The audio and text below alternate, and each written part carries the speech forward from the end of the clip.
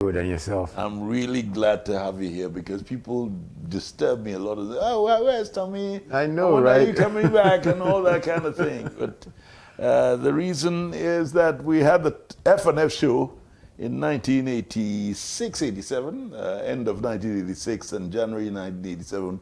We did 7 programs and it became an iconic program because we broke the mold for comedy. And so I'm very glad that I've got Tommy here. And we'll be working together in this program to make you laugh a bit. But Tommy, tell me, you're called Kobna, I'm called Kobna.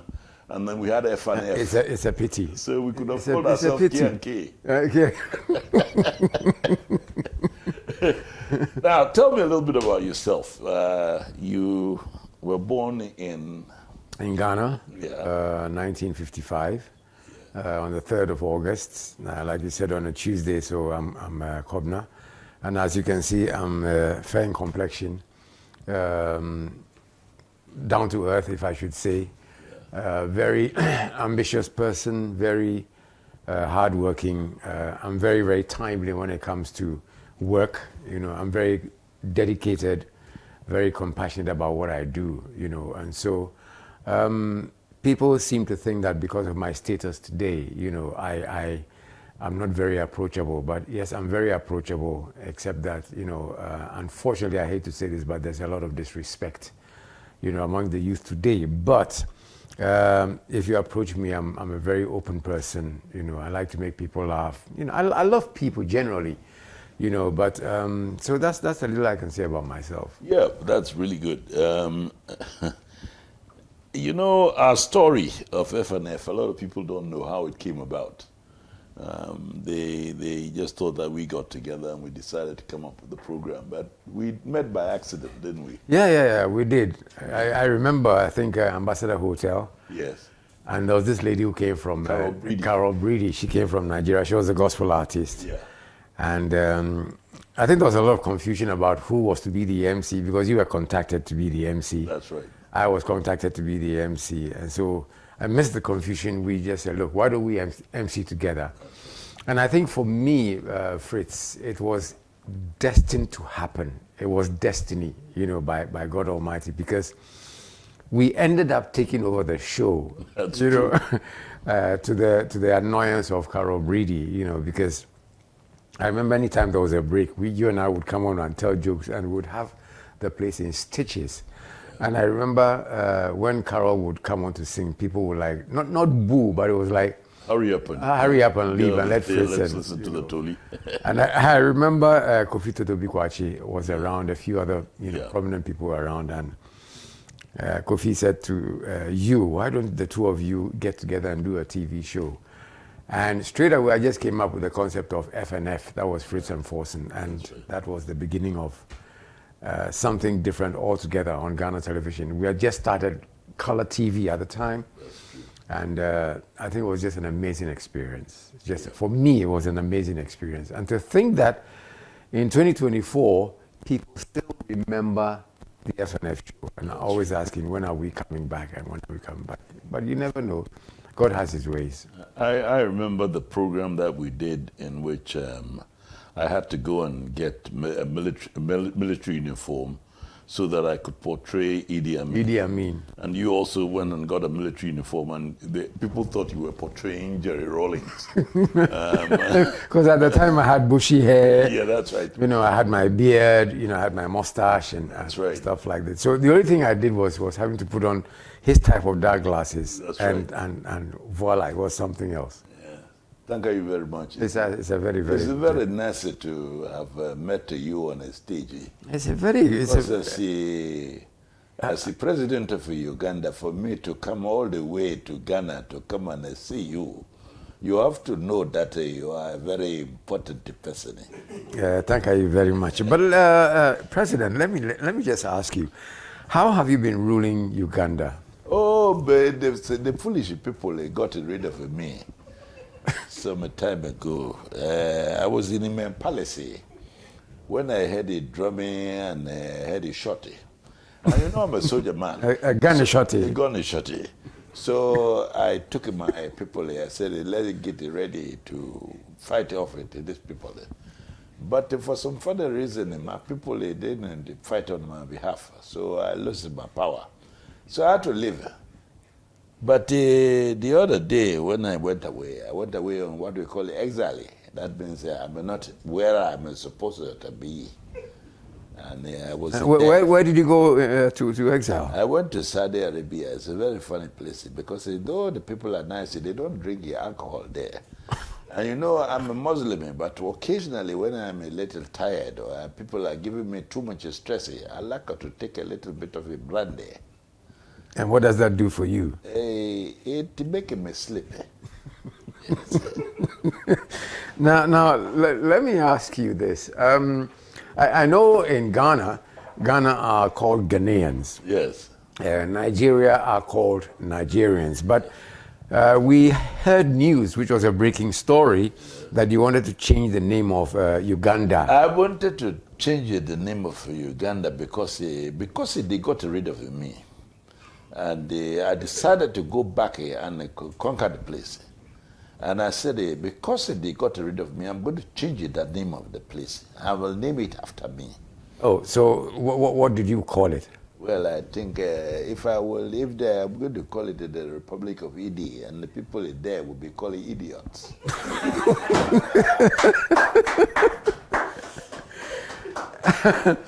And then after that, what happens? You know.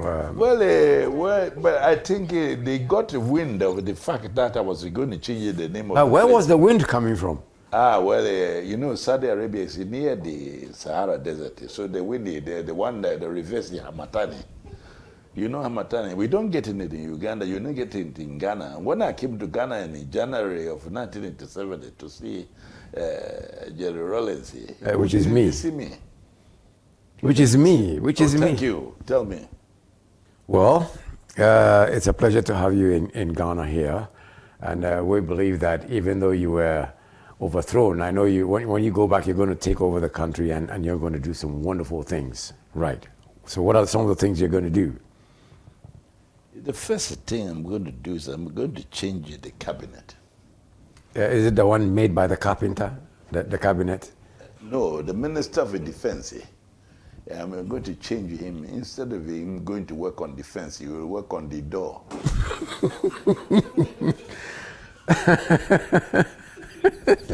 This man will never change. But by the way, on our program, you invited a chap called Jaswant Singh. Where did he come from? To be very honest with you, he came from the Republic of India. He was in India. He wanted to be invest in the country, but unfortunately, when he came with his passport has expired, so he could not be able to get a resident permit, so they could not be register his company. But he's still around. He still want to be investing. I hear he wanted to invest in fishing. We really wanted to invest in fishing, but the fish wasn't available at that time. The fish are swimming all the way back to Pakistan. Oh dear. So I decided to invest in meating, so invest in the meat. So when you invest in the meat, it is called meating. That is what is happening. So the meating now has been put into the freezer, and the freezer is not working very well, but we're trying. That is the problem about Indians. They always want to invest in the wrong things. In the wrong things altogether. So I now want to invest in guava. Guava and apples, because you are the apple of my eye. Oh, I like it. And what about the guava? Well, the guava is always wanting to go to different places, so we call it guava. Guava. Guava. That is, but there's a lot of money in the guava. And in the apple. But the apple, there are two different types. There are the green one and the red one. And which is the one that you are working on? That is the orange one. It is that changes color when the sun comes out. The man who is interviewing me is laughing. What do you want me to say? I'm Jatpal Singh. Yeah. Yeah, I have a very good friend, you know. Yeah. Unfortunately, he lost his leg in the war. Okay. In the war. So now, when he wants to balance, and because his surname is Singh, we call him Balancing. We call him Balancing. But he's trying very, very much. And when he's dancing, oh my goodness, it is dancing and then balancing. Yeah, it is very interesting. And I know that a lot of people who are listening to us will be laughing. And if you are laughing, then you are an idiot. Because you are not supposed to be understanding what I'm talking about. But if you understand, then you are an idiot. A bloody one at that. I'd like to remind you that we are on ZFM 101.9 and the program is... But why it is 9 and not any other figure? Because in India we don't talk about 9, we always talk about 8 to 10. 8 to 10 is when people are going to sleep. Yes. So if you are talking about 9, then people have slept. So when you have 101.9, people are supposed to be sleeping. By all means, it is a law. It is a law made by me, Balancing's friend. I see. I don't know why the technicians are laughing like that. I don't know. Because they are idiots. They understand what we are saying. Let's take a break with some music. This is... I have a story to tell, 101.9 on ZFM, LLB.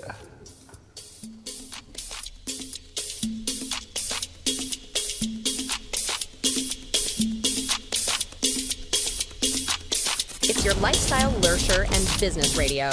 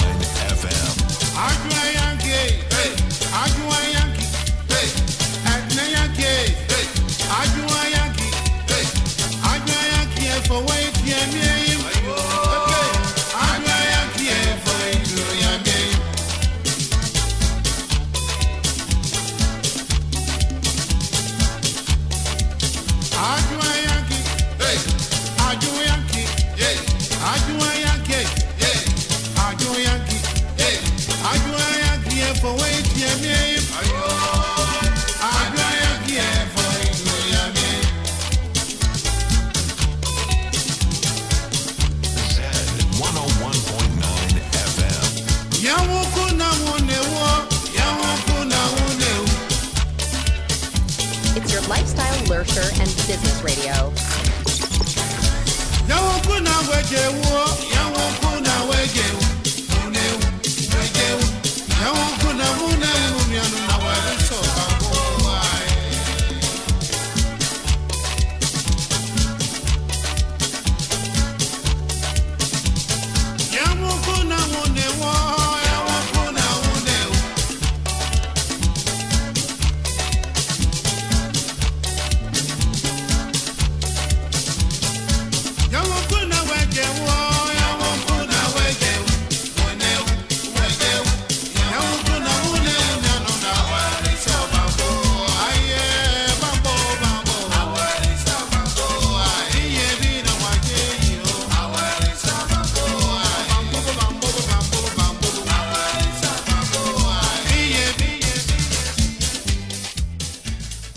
We have a story to tell on ZFM 101.9. My name is Fritz Baffour, and I'm with Annan Forson. And we're living the old days in 1986, 1987, when we had the program F&F show. But then we found out that both of us are Kobna, so it's K&K show at the moment. And you just heard a visitor we had in the studio called Jaswant or Jodhpur Singh from India. We also have a guest. If I may interrupt, I just had a message from a friend called Zacchaeus. He said I should say hello to you. You know why he's called Zacchaeus? Tell. Because he's living in a kiosk.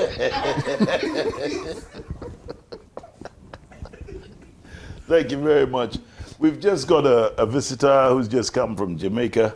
And yes, my God, man, you know.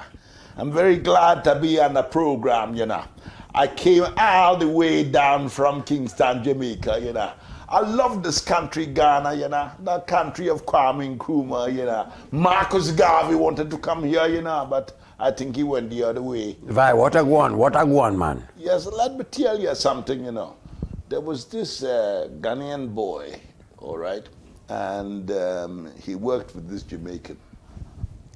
And the Jamaican realized that the Ghanaian was not too happy. So he called him and said, "Hey, Kwesi, come here, man. Why every time I see you, you're looking sad?" And he said, "Oh, you know, I don't have a place to live." He said, "Why?" He said, "You see, I've been sleeping in the park on the park bench." He said, "Oh, really? That's sad. You know, you can come and live with me, you know. I got a lovely house. I got 2 rooms, you know. And I think I can give you 1 bedroom. But, you know, I got rules. And my rules are this. I don't want a lot of people in my house." He said, "Oh, that is very hard. That's a simple thing. I will not let a lot of people come into your house like that. Don't worry." So this Jamaican guy, every weekend he goes to visit his girl in Birmingham, this in England. And he had a quarrel with his girlfriend one day, so he came back. When he came back early to find Kwesi. He got a lot of people in the place all swinging and enjoying. He said, "Kwesi, what did I tell you? Did I tell you that don't bring a lot of people into my house?" He said, "Oh, these are not a lot of people, they are Ghanaians." This one is called Kofi, this one is not Tunji. A lot of people. You know, I always wanted to ask you, you know, with your size and height, you look like a military man. Yeah. You know, and I've realized that military men who have daughters are very, very protective of their daughters. That's very you know. And this military friend of mine, you know, had only 1 child, a daughter, and he was very, very protective of her. And they lived somewhere around Bema Camp, you know, a wall sharing, another apartment and stuff like that. And this girl had this boyfriend. He would always wait for the father to go to work, then he would jump the wall, you know, in boxers. No shirt, no nothing, and then go and do his thing, jump over the wall and go back.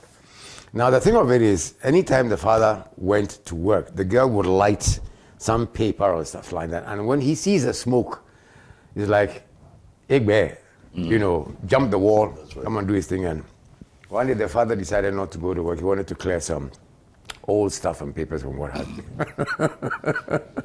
So he was outside with a cane, you know, with the papers and stuff like that. He lit the match. And the smoke went up. He's like, then jumped the wall, and there was the man standing there with the cane.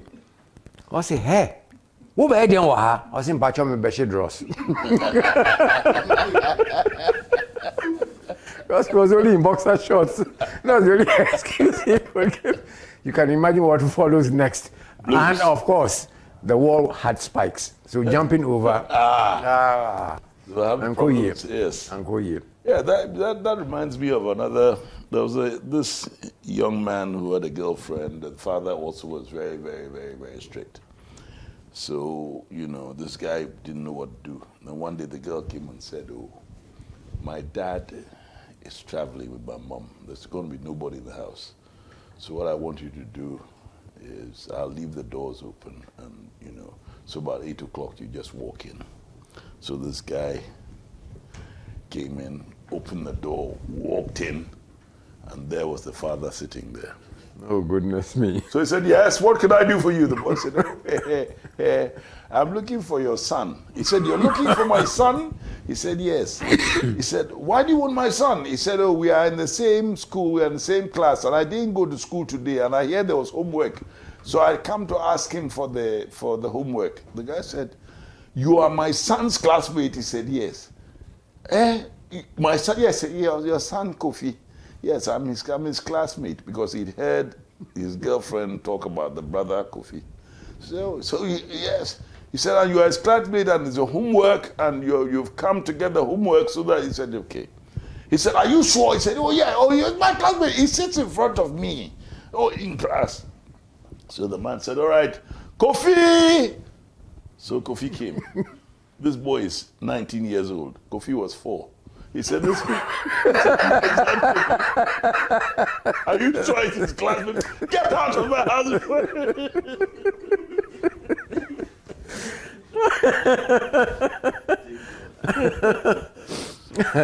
And I remember vividly on the show, you acted as a fisherman from Bukum. Yes. And I had to interview you in English. Yes, and I had to answer in Ga. In Ga. Now, here's someone who doesn't really understand the Ga, but I could kind of like catch what you were saying, but it was a bit confusing, you know. And I remember asking you, as a fisherman, what do you do? You know, what do you do? How do you catch your fish? Yeah, well, no feel you, or where I will. Ni wo ya le keke. Atale le minkaya. What is lele? Lele, blofuma mina ma chole mini canoes. No kona. Ola. She me school ya pi, she otale le me. Oh, what school did you go to? St. Mary's. You went to St. Mary's? Oh, okay. She ni anake nunji me na shwe me. Anyway, no, mono call ni she. Wo ya wo. She ma bi bosane. Eja bono chuo ni blofo nyoju wo kan bi no yo blofo aspri here. Bona no ni chon. O she ni obi o me. Lulu me. Ote wona oba mo ni nsho yin bona. Benke kwashi ke dogwete. She last time what no na ke ni ne wolom padwe. Ora elaje. It was so ko se oba. Your what? Lompado. What's that? Lompado no oji no ni wo ke stio lele bona. Eke na kai. Ona lompado. Oh, long paddle. Ole ni nshi obawie mo. Ewo ni wo she, ewo ni bia ke ngbe lompado e. Akwete she aje. Ake mi ne ko e ko ke lompado e. Wo le rin fele ni edile. You did what? Edile. Nke ntu shi ntu. Oh, eddies. Ni edile ni faintly. Woni na lady kashe ni kala ke ko ke ja ke shini ni sha abiji wo ko ma kiki wo.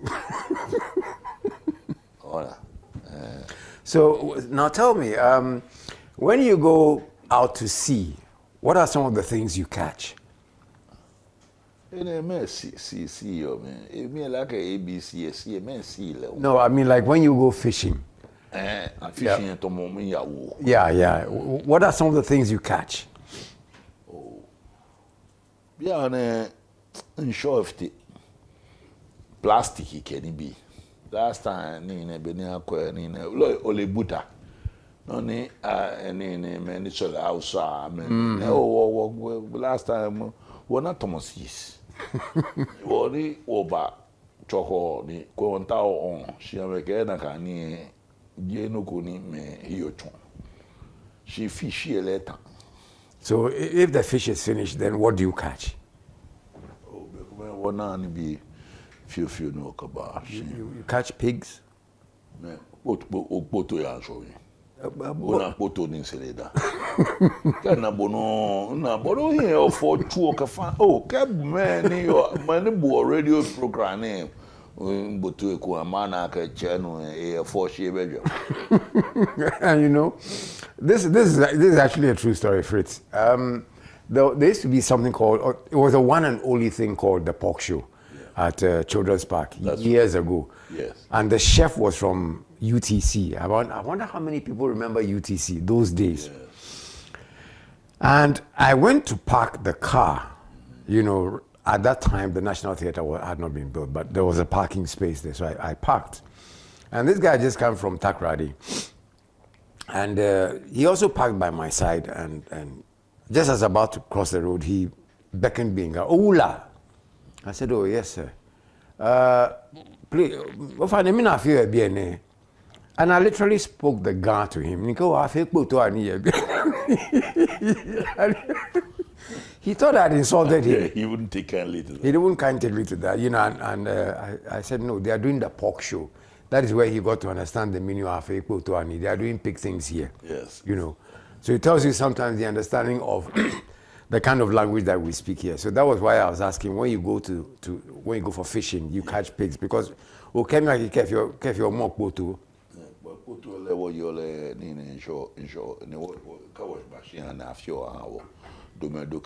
Okay. Finally, let me ask, FNF, what do you think the impact was? And why is it that today people still remember FNF? Now look at me, the interview being the interviewer. But that's why we said we have a story to tell. We have a story to tell. So it's both of us. Well, the impact was, because at that time, it was the military government. The government had been in power for 4, 5, 6 years. It was a very, very rigorous government at the time. And there was very little to laugh about. People had lost their lives. There was hunger, not because of the government. Things were very hard to find. You know, we had price controls and there were queues and things like that. Yellow corn. So when we came in and we started with this, people realized that, well, they had a little bit of fun. And so FNF became incredibly popular. I realized that people used to rush home just to go and watch FNF. And that's one of the reasons why I'm very appreciative of the fact that we're able to contribute to making other people happy, because it's a very important thing, reducing stress. And at that time, those were very stressful times for a lot of people. And I must say something. I mean, when we finished the program, people thought that it had been stopped by the government. Because of the fact that I was imitating Jerry John Rawlings. Yeah, and then so. Even though it was funny, people thought it was. Are you guys not scared? You know. We weren't scared, because we realized we'd got something good. We used our imagination to make people laugh, and it was a fascinating thing. And you know that the late Jerry John Rawlings himself had copies sent to him, and it was an entree. He enjoyed seeing us and talking to us and telling jokes and things like that. So it wasn't something that was anarchical, that we wanted to upset the balance in the state, but we just wanted to add a little bit of humor to society, which is what we're doing now, because this was supposed to be a very serious program where we'll be talking about. So Tommy, you went to work at GBC. How long did you work at GBC, and what was the kind of music you liked to play? I worked in GBC for 16 years, and I remember when I started going on air, there was one program that I disliked. However, before I even continued, let me thank GBC for giving me the platform, because those days it was strictly, you either had GCE O level or you had nothing, you know. And to be very honest with you, mathematics, I failed with distinction. Yeah, I failed with distinction. So, however, I was given the opportunity because they thought that, you know, I was talented. Somebody gave me the chance to be on air. Who were your mentors? Because there was one gentleman, Jim Baffour. Yeah, I will always mention him. I know he's already in retirement in Ghana now. He's now living at around Peduasi Lodge. The late Charlie Sam, Godwin Avenogbo. You know, those three people were my mentors, and they clamored to take care of me because they thought I had talent. And what broke the camel's back was, even though we had a strict policy about the kind of music that we played, I was the one who introduced what we call country music into Ghana. for some time. And I remember, Fritz, there was a radio station in Nigeria, Radio Nigeria 2. Later on became FRC 2. And we could get that station in Ghana, especially during the Hamatan times. Right. And there was a DJ called JAJ, Jacob Akimi Johnson, who mentioned me on his program that I was the first person to introduce country music into Ghana. And so that was really, really a breakthrough in my broadcasting career, aside the fact that we were not allowed to laugh on the air, but I was the first person to laugh on the air, got into trouble, but I mean, it had to be accepted. And country music, like I said, was what broke the camel's So let's take a break and listen to Dolly Parton.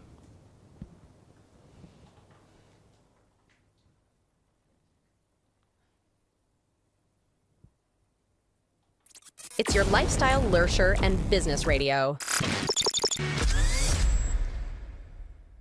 Too late. You say you want me, and it's too late. In the heart of Accra, nestled in the vibrant neighborhood of East Legon and New Beacon, a 360 multimedia farmhouse emerged. Introducing Z Multimedia. With a steadfast focus on lifestyle, leisure, and business, we set out to bring high-value oriented programs that captivate the taste and desires of our audience. From the captivating airwaves of Z 101.9 FM to the dynamic visuals of Z TV and the innovative realms of Z Digital and the incubation of advanced technological knowledge at Z Tech, every facet of modern media is meticulously curated to engage and inspire. Also, let's not forget the New Finder newspaper, now under the Z Multimedia umbrella, delivering insightful journalism with a business focus. Join us on the journey where innovation meets inspiration, where lifestyle meets leisure, and where business thrives. Change is here. Z Multimedia, your lifestyle, leisure, and business platform.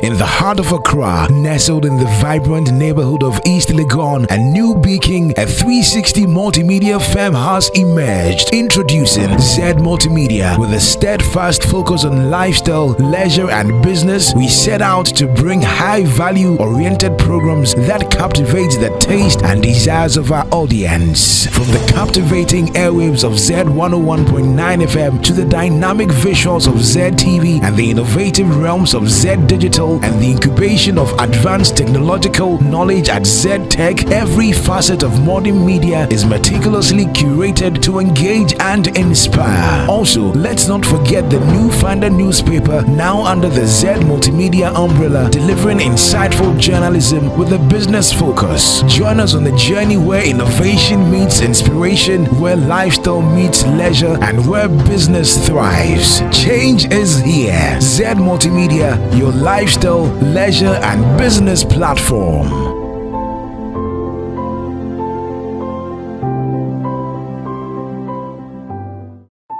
In the heart of Accra. You introducing country music onto the airwaves in Ghana. There are other things that you did because, to be frank, you were the first to do real stand-up comedy. And we did it at the Rex, and I was there. What led you to do that? I mean, it came from FNF show, though. Well, I remember years ago, we used to have what we call concert party. I wanted to break that myth that, nobody could do stand-up comedy. But I remember Talal Fatal, who had a place called Number One, and I just used to walk around making people laugh and laugh and laugh. And I went to Zimbabwe for a couple of months on leave, and when I came back, Talal suggested that, look, you have so much humor in you, why don't you try stand-up comedy, And I said, what? Stand-up comedy in Ghana? I mean, people wouldn't understand it. However, Talal kept on pushing me. I said, okay, let's give it a shot, but on low key. So we decided Rex Cinema. That was about the best place you could get anyway. It was beautiful. Yeah. And so it was kind of nerve-wracking, thinking that what was going to be the reaction of people. However, with a lot of publicity, the attendance was mind-boggling. I mean, it was just totally out of this world. I would not deny the fact that when I was introduced and I got on stage, I was really frightened because, Fritz, you being somebody who has also done stand-up comedy over the years, is one of the most difficult things to do to be able to make people laugh. And I must say that it's not everybody who understands the kind of comedy that we have. You know, people's sense of humor is totally different. And so you've got to work your way around the kind of jokes that you tell for people to understand. You've got to break it down for them to understand. And so Rex Cinema was packed. I got on stage, I was nervous. But I said to myself, it's either make, or break. And so my first comment made people laugh. And the worst thing you can do is to tell a joke or create some kind of scenario where people don't laugh, and it's like the ground should just split for you to just get inside and disappear. But once that was able to happen, it just flowed. And I know that to stand there and do comedy for 1.5 hours was a total breakthrough. The response in the newspapers was overwhelming. Yeah. And people were asking for a repeat performance. And I remember the day which was going to be the repeat performance, 2 weeks after I first did my stand-up, there was traffic on the way to Rex Cinema. And I said, wow, what is happening? I thought there might have been an accident or something. So I parked at National Lotteries and I started to walk, only to find out that when I got to Rex, people were struggling to find a way to park. And Rex Cinema has a huge car park. Yeah. It was totally full. And I went backstage and I peeped through the curtains and I said, my goodness, what is this? But then it gave me the confidence to do what I thought I knew best, making people laugh. And I said to myself, look, this is natural comedy. This is natural comedy. It's natural talent. Just go ahead and do it. If it fails, it fails. If it doesn't. But then I had a trick that as soon as I got on stage, my greeting alone with my facial expression got people laughing. I had not said anything, but my facial expression alone got people laughing. And even my good evening alone made people laugh. And I thought, that's it, But somewhere along the line, this is something that really happened. I heard people screaming and yelling and blah, blah, blah. So I thought somebody was laughing so much. And apparently, Fritz, this lady was, I think, 4 or 5 months pregnant. Yeah. And she laughed so much that she had rib lock. And in that rib lock, she fell off the chair and fell on the ground. And they were rushing her to the hospital, only to realize that out of laughter came the miscarriage. Oh, that's... and I felt very sad, but I said, hey, I'm here to do a job. And I did it. And I remember again, Abi Adachi. Yeah. Oh, she's such a wonderful person. Came with a friend. And during the break, she ran to the washroom. And I don't even think I should say this, but I mean, for the fun of it, she laughed so much that she just let herself loose and peed. So during the break, she had to go and change and come back. But overall, it was a total success. But you see, Fritz, people at that time did not understand stand-up comedy or many of your concepts, That was, I think, demeaning. But we were able to break the myth somewhere along the line. And what really got people to understand what stand-up comedy was when KSM started. Yes. And he also started with stand-up comedy. And I think all in all, it just went very well. And I'm very proud to associate myself with the first stand-up comedian in Ghana. Yes. Yeah. Yeah, great. And I'm glad you mentioned KSM, a very good friend. He was, I deeply admire him. Oh, yes. He's such a wonderful person. And that's a fraternity we belong to. And lately we've got a lot of young people coming up who are very, very good. And I think we've been interacting with some of them. I won't mention names because we don't want to, but all of them are pretty good. And I think that when when they go full steam, I expect that people in the country would support them. When you were talking about concerts, concert party, and the fact that some people say, "Oh, yeah, Jimmy," and all that kind of thing, I think it's wrong, because we all have our professions and our vocations. So I remember when I went into Parliament and people were talking about a comedian going into Parliament. They didn't know I had my master's and I'd gone to university and I'd done all these things. Those things are secondary. Mine was GSS. Yours was secondary. Mine was GSS. Yeah, very, very much so. It's a pleasure to have people laughing when people are sad, because comedy is what it's the spice of life. Exactly. Very, very much so.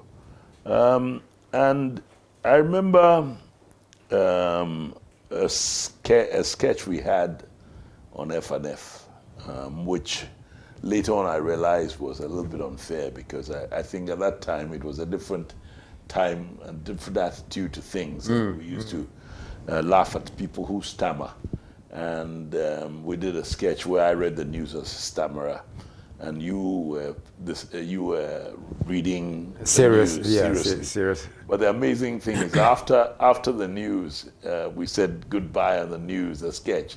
Then you got up and you were wearing a suit. Beautiful suit. Beautiful black suit. Yeah. Typical of a newsreader. Yeah, with the white shirt and tie. And then when he got up and the cameras went to him, he was wearing anything below, so he was held a bucket. As had if a he towel around him. Yeah, and towel with a sponge. That he was going to have a bath.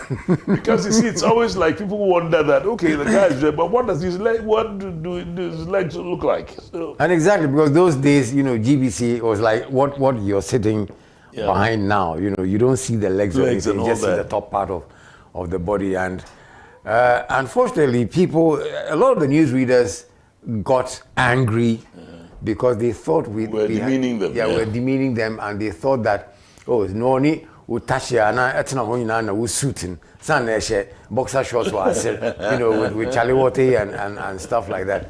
But eventually they got to accept the fact that, this is just comedy. It is very, very unreal for a newsreader to sit behind a desk, get up with a towel around, holding a bucket and a sponge and soap and what have you.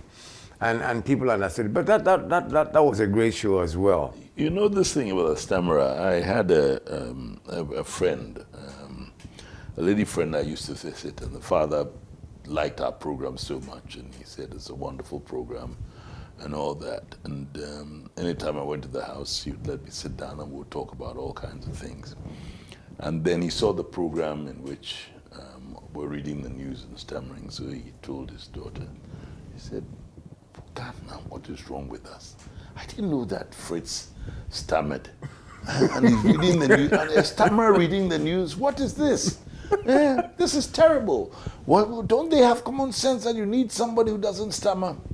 So fine. So I went to the house the next time I went to the house, he came in and he said, Fritz, sit down. I'm very, very sorry. I didn't know you stammered. I said, I don't. He said, but you were stammering on TV, on the news. I said, it was a you. He said, get out of my house. Get out of my house. Don't come back. I said, why? He said, don't you know it's a disability? Laughing at disabled people. I said, this man is making too much of a fuss. I left. But then when I thought about it, I said, yeah. But then, the truth is, I have a friend in the Accra Lawn Tennis Club who stammers very, very much. And he saw me and he said, Bo Fritz. He enjoyed chong. And he gave me some peace. That is why, honestly speaking, and this is a true thing, that if you meet a stammerer, and you ask, or you stammer, and you ask the person what the time is, he will not answer. Why will he not answer? Because if you ask him the time stammering, and he replies stammering, he will think that you are joking with the way that he stammers. They end up fighting. And that's a true thing. And Fritz, there's one thing that I remember I will never forget. I think it was Golden Tulip at the time, and Major General Erskine at the time. Yes. I think that, of the blessed late memory, Lieutenant General. Yeah, Lieutenant General. And I think the wife was celebrating the birthday or so, and the two of us had to MC. And this is another true story. Anita Erskine, you know, who is a big star today, I sent a message to her that I would one day want to tell her a story. Now, it so happened that we made people laugh so much that Mrs. Erskine, that is General Erskine's wife, fell on the floor. We didn't know she was asthmatic. But in the laughter, she had an asthma attack. And she had to be rushed to 37 military hospitals. They had to put oxygen on her and blah, blah, blah. And the daughter at the time who heard it said she would never, ever forgive Fritz and I for what we did to the mother. But it was like, we did not do it. We were just creating the situation because it was a birthday party. We needed to make people laugh and stuff like that. And I look at Anita Erskine today, all grown up and you know, being a star. And I'm sure if I tell her one day that this is what happened years ago. And General Erskine asked me to pass by the house one afternoon, a Saturday. And staying at the airport, I knock on the door. And Mrs. Erskine comes to open the door. And those days it was glass door. So the glass door slid open and then she saw me. She just turned around and went upstairs. No greetings, no nothing. And then General Erskine comes down. I said, oh, General, Madame just saw me and just turned around and she said, no, she doesn't want to see you. I said, for what reason? She said she knows what will happen if she just sits by us with me coming there after what we did, you know. And till today, she never saw me. I've not seen Anita, and I know one day I'm going to tell her that story. But it was a brilliant performance from. So you see, it tells us that comedy has a huge impact on people. Not to say that, look, this is what should happen to people. We are supposed to make people laugh. But I remember one of the F&F shows, a friend of mine was rushing home to Tema. And it was a Wednesday. He used to come on, I think, at 8 p.m., 8 to 8:30. And he was rushing home after watching the first and second episode. I blew a tire, and the guy had jammed on the brakes, and the car somersaulted. And he lost his life. You know, so that's one part that really hit me. But then again, we were just doing what we had to do. And unfortunately, this is what happened. So it tells you the strength of comedy. Comedy is dangerous. It is very dangerous. Comedy is dangerous. I mean, if somebody can have a miscarriage because of comedy, or an asthma attack, excuse me, or even cough because of comedy, and so many things can happen. It tells you the strength of comedy, which, unfortunately for me, people sometimes misunderstand or misunderstood. But it's now that, you know, and unfortunately, they see the funny side of you and think that you don't have a serious side. So they see you in society and it's like, oh, I like the way you cracked the joke the other day. I say, yeah, right. You know, but that is to say that we also have a serious side. And this is how people should look at comedy.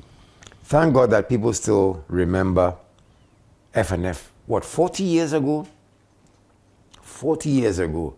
And it tells you the strength of comedy, or, should I put it this way, the strength of Fritz and Forson. Okay and K. Okay and K. Kofi and Coco. Let's have some music and then we'll say goodbye. It's been a special one. Let's have some music. Z 101.9 FM. Stone boy.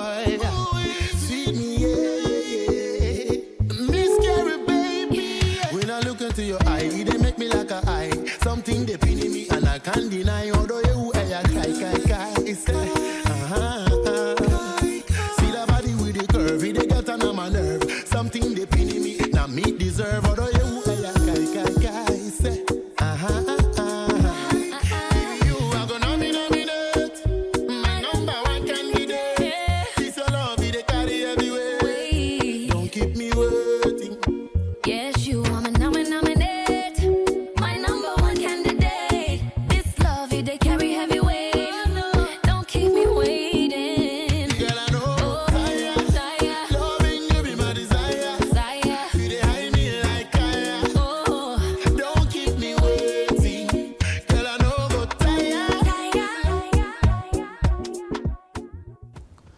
Stone Boy. Tebi. Tebi. Baba. That's right. Yeah, to me it's been it's outrageous because I thought we were going to have a very serious conversation, and we started with comedy and laughing at each other and everything. That's one thing about two comedians, Yeah, you know. but, yeah. You can never get serious. You You know. never get serious. But it's been wonderful talking to you. Thank you. I'm sure that since we're both allied to Z, we will have a very special program for our audience very, very soon. That will be all pure comedy. Absolutely. Maybe that will be 2 hours. The 2 hours, yes. That will be dangerous. And then we'll bring a couple of people who can speak, who can make the various accents. I can do the Scottish accent. Hey, Jimmy, how you doing? Oh, that would be very, very interesting. Hooray. But the moment that happens, I know people are going to be dying with laughter. That's very And if that happens and they are dying with laughter, that is not my problem. I'll go back to Pakistan. So, Jodhpur Singh, I'd like you to say goodbye to everybody. But first, let me acknowledge DJ Wade and Bernard Aqua and Linda Boateng and all the people. We'll even talk about Beverly at the front desk and Nana Safo Kantanka, our overall boss in Z, and all the guys. Oh, let's not forget Kwiku Yankson. All those guys have been very, very helpful. That guy is always cutting meat. That's why they call him Yankson. He's always cutting meat, Yankson. But to you wonderful guys, I say you have made us very, very happy today. And I know that people who are watching us on Facebook and Backbook, they'll be very, very happy. My name is Jodhpur Singh, aka Tommy Annan Forson. That's the Indian version, but the Ghanaian version is Tommy Annan Forson. I'm a more bull. Thank you very much. Fritz, it's been a pleasure. It's been a pleasure. Okay, Always great seeing you. Yeah, great to see you. All right, so let's finish up with music, and well, we'll be back on I Have a Story to Tell, not next week, but very soon. And so keep your ears tuned to ZFM 101.9. And this is Fritz Baffour and Tommy Annan Forson saying, I'd like to tell you, thank you very much. He said, order that if you like the program is take it to the daily. Thank you very much. It's a very nice. It's like a storm that cuts